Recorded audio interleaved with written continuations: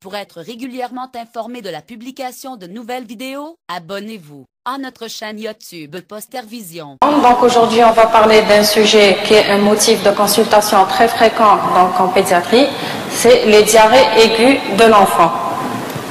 Donc nous allons commencer par une définition de la diarrhée. Donc la diarrhée se définit par l'émission de sel, donc soit trop fréquente, soit trop abondante, de consistance anormale, liquide ou très molle. Donc en pratique clinique, on parlera de diarrhée selon l'OMS lorsqu'il y a au moins 3 selles très molles à liquide par jour. Le caractère aigu donc veut dire l'apparition brusque ou bien l'évolution de moins d'une semaine vers la guérison ou l'aggravation. Donc il me semble que pour connaître ce qui est anormal, il faut d'abord savoir ce qui est normal. Donc on va rappeler qu'un transit normal chez l'enfant est différent selon l'âge et l'alimentation de l'enfant. Chez le nourrisson allaité au sein, donc on a une selle molle, grumeleuse, jaune d'or après chaque tétée. Donc un nourrisson peut faire jusqu'à 6 à 8 selles par jour. Donc chez l'enfant sous allaitement artificiel, donc on a 2 à 3 selles pâteuses par jour. Chez l'enfant diversifié, on a 1 à 2 selles par jour. Chez l'enfant plus grand, donc on peut avoir de 2 à 3 selles par semaine. Donc quelle est l'ampleur du problème? Donc il faut savoir que la diarrhée aiguë constitue un problème de santé publique. Donc c'est la principale cause de mortalité, de morbidité, de malnutrition protéino-calorique et d'hypotrophie. Donc l'OMS a estimé le nombre d'épisodes à 1,3 milliard de cas chez les enfants de 0 à 5 ans avec un taux de décès qui est très important, donc estimé à 3,2 millions. Donc la diarrhée constitue de ce fait 80% des décès chez l'enfant de 0 à 2 ans par déshydratation. Donc un petit rappel physiologique, donc le cycle entérosystémique égale l'équilibre entre l'absorption et la sécrétion électrolytique. Les mouvements de l'eau sont passifs suivant le sens des échanges électrolytiques. Donc la réabsorption est maximum au niveau proximal. L'intestin a un double rôle, donc d'absorption et de sécrétion avec en total un bilan d'eau positif. Donc la rupture de ce cycle entérosystémique va donc entraîner une diarrhée aiguë. Donc la rupture de ce cycle entraîne un bilan d'eau négatif, donc une déshydratation. La physiopathologie, donc la diarrhée est soit par la diminution de l'absorption, soit par une augmentation de la sécrétion intestinale. Donc comment se fait donc la diminution de l'absorption? Donc elle est soit liée à une altération morphologique ou fonctionnelle de l'entérocyte, donc soit par une destruction de l'épithélium, soit par une production de cytokines, soit par une invasion épithéliale ou bien par des troubles de la motricité digestive. Donc certains agents pathogènes vont entraîner une destruction de l'entérocyte avec une diminution de la capacité d'absorption. Donc parmi ces agents pathogènes, on peut citer le rotavirus, qui est le plus fréquent dans ce mécanisme. On a l'Escherichia entéropathogène, l'Escherichia coli entéropathogène, la Giardia et le Cryptosporidium. Donc la production de cytokines va entraîner des lésions sévères, voire la mort des cellules. Donc parmi les agents pathogènes entraînant ce mécanisme de diarrhée aiguë, donc on a la Shigella et l'Escherichia coli entéropathogène, entéro-hémorragique. Donc l'invasion épithéliale, donc on a certaines bactéries qui se fixent sur l'iléon terminal et le côlon, donc adhérant aux cellules, envahissant la muqueuse et s'y multiplient. Donc on a une réaction inflammatoire avec des ulcérations de la muqueuse, ce qui explique la présence de sang, de glaire et de pus. Donc d'où le terme de dysentérie. Donc parmi ces agents pathogènes, on citera les Salmonella et la Shigella surtout. Donc le trouble de la motricité digestive par la réaction inflammatoire et l'excès de liquide intramural. Donc on a soit une accélération, une motricité inverse par les vomissements ou bien une diminution par perte de potassium.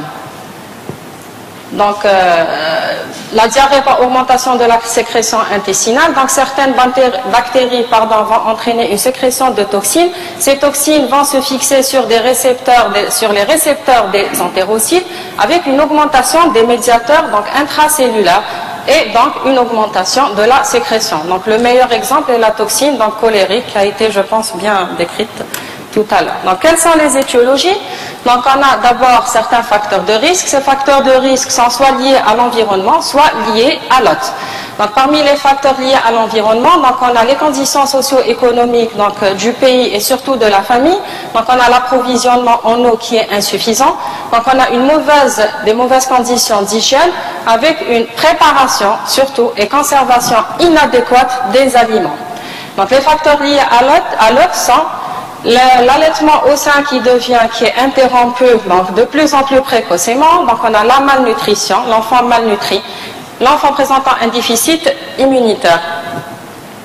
Donc, quels sont les agents étiologiques? Donc, l'agent étiologique peut être viral, bactérie ou parasite. Donc, on peut avoir le rotavirus qui est responsable de 80% des diarrhées aiguës.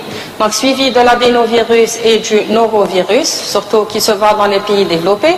Donc, pour les bactéries, on a l'Escherichia coli, qui représente 25% des diarrhées aiguës, suivi de la Salmonella, qui entraîne 10% des diarrhées aiguës, Shigella, Campylobacter jejuni, Yersinia et le Vibrio cholérique.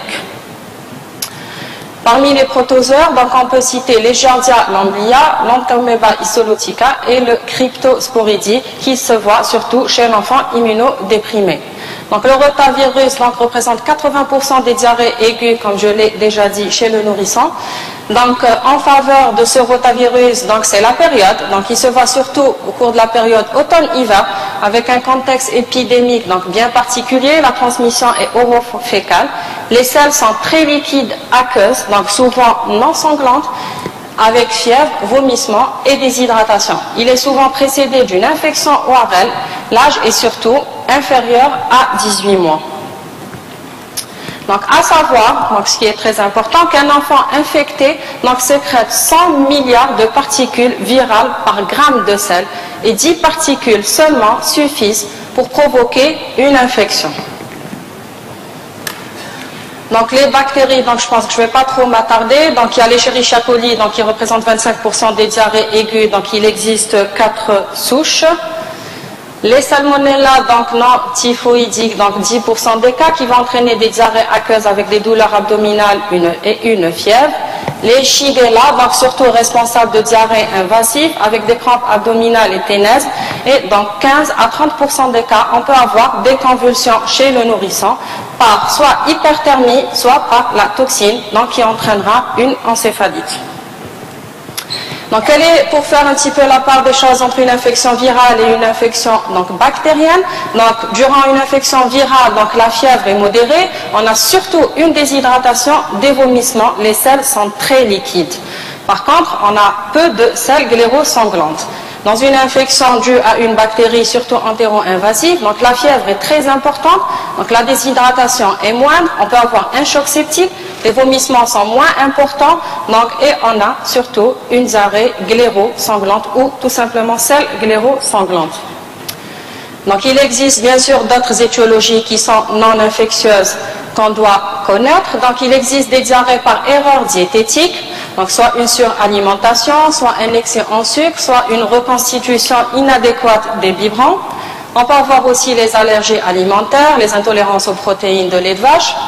On peut avoir une diarrhée aussi aiguë dans certaines infections parentérales, comme les infections ORL, les angines, etc., les infections urinaires et les infections pulmonaires.